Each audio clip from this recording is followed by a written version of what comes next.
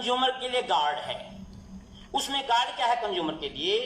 जब cereal crop की कोई भी समय में वैल्यू 50% बढ़ जाएगी तो सरकार इंटरफेयर करेगी। सब्जी और फ्रूट की वैल्यू अगर बढ़ जाएगी, थोड़ा पड़ा है, मैं रॉन्ग भी हो सकता हूं कुछ आंकड़ों में, अगर सब्जी, फ्रूट और वेजिटेबल, दूध, पानी आदि की वैल्यू 100% बढ़ जाएगी तो सरकार इंटरफेयर करेगी। तो मेरा किसान भी, तो ये किसान कभी भी, कोई भी किसान ऑर्गेनाइजेशन तीनों बिलों का विरोध नहीं कर रहा है। सिर्फ वो श्योरिटी मांग रहा है जो आपने कंज्यूमर को दी है। सिर्फ मैं वही मांग रहा हूं, अभी मुझे श्योरिटी दी जाए। भारत सरकार कह रही है एमएसपी नहीं जाएगा, माननीय प्रधानमंत्री कह रहा है, मुख्यमंत्री कह रहा है, हमें विश्वास करना चाहिए, लेकिन श्योरिटी मांग रहा है किसान। भाई मुझे तो श्योरिटी दे दो। रही बात सरदाना जी की, मैं सरदाना जी से पूछना चाहता हूं कि वेजिटेबल्स और फ्रूट्स जो हैं, ठीक है उगाओ, हमें क्या पड़ी हम क्यों उगाएं, हमें वो भाव तो, हमें वो आमदनी तो मिले।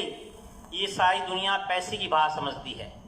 अगर आपकी जेब में सब्जी बेचने से पैसा गेहूं और धान से आओगा तो बोले कुत्ते ना नहीं पाल रखा हूं मैं सब्जी और गेहूं और वो लगाऊंगा।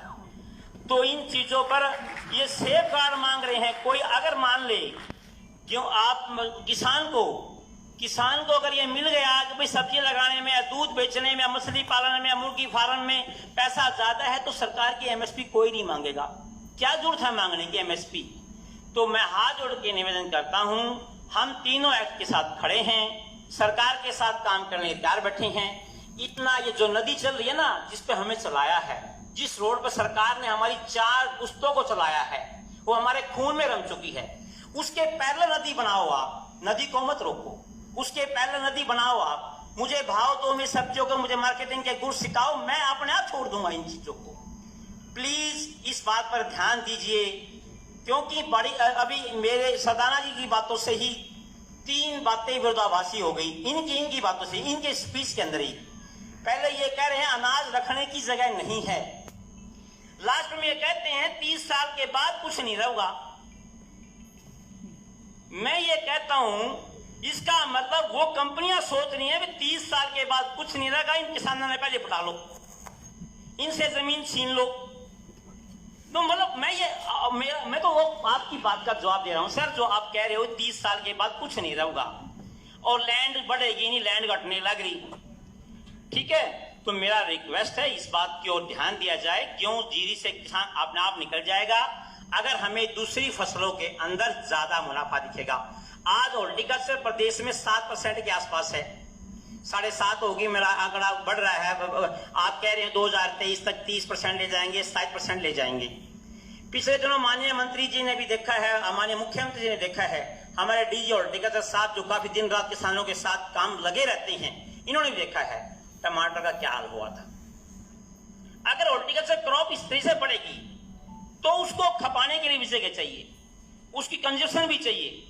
और पुनीत जी से मैं सहमत हूं, कोई भी व्यापारी मुनाफे के लिए काम करता है, किसान की तरह चैरिटी के लिए काम नहीं करता, देश के लिए काम नहीं करता। पहले कंपनी के लिए काम करेगा, वो उसका मैनेजर कंपनी के लिए काम करेगा, देश के लिए काम करेगा। किसान देश के लिए काम कर रहा है, मैं सरप्लस कर दिया देश।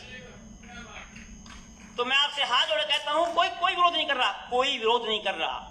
जब माननीय मंत्री जी, मुख्यमंत्री जी, प्रधानमंत्री जी कह रहे हैं एमएसपी खत्म नहीं होगी, जब लाला खूबी नू कह रहा है अगर मंगू ने 500 देने, मेरे मंगू भी कह रहा 500 देने मन है, फिर लिखत में की जवाब वही बसाइन करने में क्या दिक्कत है? जब दोनों पार्टी मान रही है कि हमने 500 देने, किसान भी कह रहा 500 देने मन है, लाला भी कह रहा 500 लेने, फिर जब लेन देन पर दोनों सहमत हैं, इसको मूछ की लड़ाई न बना जाए। माननीय प्रधानमंत्री के सामने भी निवेदन किया जाए, हाथ जोड़ के प्रार्थना आपसे, आप हमारे प्रदेश के नुमाइंदे हो, हमारे देवता समान हो हमारे लिए, और आपकी ईमानदारी पर और मंत्री जी की निष्ठा पर किसी को कोई संदेह भी नहीं होना चाहिए। लेकिन फिर भी ये बच्चे आपके, इनके मन में संशय है, संशय ये पक्की संशय है, ये झूठी संशय नहीं है, क्योंकि कॉर्पोरेट कभी किसी के देश की भलाई के काम करता। पहले कंपनी फिर देश, किसान के लिए पहले देश फिर अपना।